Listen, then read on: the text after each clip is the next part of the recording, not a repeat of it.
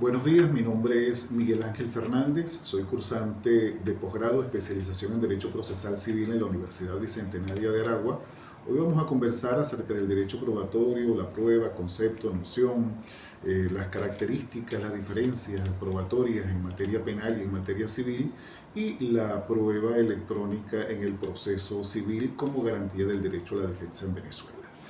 ¿Qué es el derecho probatorio? El derecho probatorio es la rama del derecho que se ha encargado o que tiene por objeto estudiar, analizar e interpretar los elementos de prueba que son admitidos en el proceso. El objeto de la prueba, eso quiere decir cuál es la finalidad de la prueba. La finalidad de la prueba es llevar hasta la convicción del juez la certeza sobre las afirmaciones de hecho que las partes han vertido en el proceso para los efectos de llegar a una verdad y poder decidir con fundamento en la decisión. La prueba, noción y concepción. La prueba no es más que la forma mediante la cual las partes le dan validez y solidez a sus argumentos en el proceso con los medios de pruebas que han sido admitidos por el juez. En cuanto a las acepciones, algunos la han visto, la confunden con el medio probatorio, la ven como un instrumento, un medio, un vehículo para llevar algo hasta el proceso, es decir, una verdad. Otros la han visto como las razones, los motivos que tiene el juez para decidir con fundamento en la certeza. Otros la han visto como el resultado o el efecto de los medios probatorios que han sido aportados válidamente al proceso. ¿Cuáles son las diferencias de la prueba en materia civil y en el proceso penal? En primer lugar, tendríamos que decir que en materia penal existe lo que se llama la reserva legal en favor del Ministerio Público. En determinado lapso o etapa del proceso penal, el Ministerio Público tiene la reserva legal de las pruebas y eso significa que su contraparte, el acusado o quien se haya convertido privadamente en acusador, no va a tener la libre disposición y la libre información sobre las pruebas. Esa sería la primera diferencia. En segundo lugar, el Ministerio Penal ya sabemos que dirige la acción penal y por ello practica también todas las diligencias investigatorias y por ello llega hasta las pruebas. Tiene un poder amplísimo y coercitivo que no va a tener su contraparte en el proceso penal. En cambio, en materia civil, las partes no tienen ningún poder coercitivo, deben pedir toda actuación probatoria al juez y rige lo que no rige en materia penal, que son los principios de proporcionalidad e igualdad procesal. En tercer lugar, una tercera diferencia, para obtener el resultado de cualquier investigación, las partes deben solicitarlo al Ministerio Público. En cambio, y así cualquier otra diligencia, en cambio en materia civil, las partes no están supeditadas a la voluntad de la otra parte, sino que basta con que planteen solicitudes o investigaciones o pidan determinada prueba al juez y es el juez entonces el que debe admitir la solicitud. Cuarta diferencia sería que no existen algunos medios en el proceso penal que sí existen en el proceso civil. Por ejemplo, en el proceso penal no existe las posiciones juradas ni el juramento decisorio.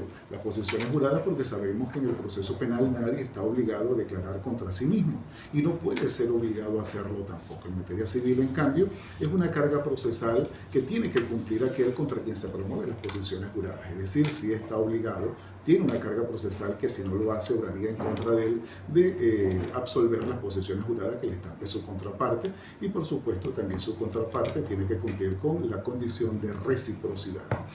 Una quinta diferencia sería que en materia penal el Ministerio Público investiga tanto para buscar elementos probatorios en contra del acusado como también para el descargo del mismo. Podría incluso decir que no hay mérito para la investigación penal con base en las pruebas que ha conseguido. En materia civil, cada parte está obligada a probar lo que ha afirmado en el proceso. En materia penal, esa sería otra diferencia, rige el principio in dubio pro reo. En caso de que haya dudas, no va a haber una condena en contra del acusado. En cambio, en materia civil rige el principio de la carga de la prueba. Las partes tienen la carga procesal de cumplir con la prueba de sus afirmaciones de hecho. En cuanto a las características, una podría ser que constituye la prueba una garantía protegida desde el rango constitucional. Otra sería que debe ser legal, no debe estar prohibida por la ley, debe ser pertinente, es decir, debe estar relacionada con los hechos controvertidos y debe ser idónea, pues el medio probatorio que se lleve para la prueba debe ser adecuado para llevar hasta la convicción del juez técnicamente la certeza sobre los hechos que han sido alegados. Hay preclusividad, sería otra característica. Hay una etapa procesal en la cual las pruebas tienen que ser aportadas, no es en cualquier momento. Y por último, la prueba es un derecho que pertenece a cualquiera de las partes en el proceso. Por último, podríamos hablar de la prueba electrónica o medios tecnológicos como pruebas en el proceso civil como garantía del derecho a la defensa en Venezuela. La sociedad cambia. El derecho entonces tiene, según las lecciones de introducción al derecho, el derecho tiene que entonces adaptarse a los cambios de la sociedad, a su evolución y a sus transformaciones. También hay hechos como por ejemplo el de la pandemia, que obliga a tomar ciertas medidas.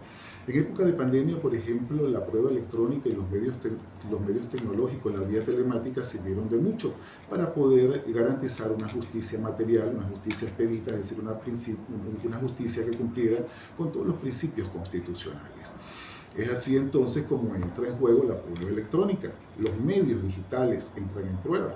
Y afortunadamente ya desde antes Venezuela contaba con la ley sobre mensaje de datos y firmas electrónicas que tiene un sistema, tiene un régimen que prevé la valoración de las pruebas, pero no solo la valoración, sino también el sistema de la prueba libre y también cómo se va a admitir, cómo se va a promover, cómo se va a admitir, cómo se va a evacuar y, como ya dije, cómo se va a valorar. De manera que entonces constituye no solo una posibilidad, sino una necesidad echar mano de la prueba electrónica. El fundamento constitucional, artículo 110, que prevé como de interés público todo lo que sea medio tecnológico. Y en particular en la Constitución establece el artículo 49, el derecho al debido proceso, que también de allí se desprende el derecho del libre acceso al expediente y el derecho al libre acceso a las pruebas y de disponer de las pruebas para el ejercicio del derecho a la defensa. Allí entonces entra la posibilidad y el valor de los medios tecnológicos, de las pruebas tecnológicas en materia probatoria. Muchas gracias por su atención.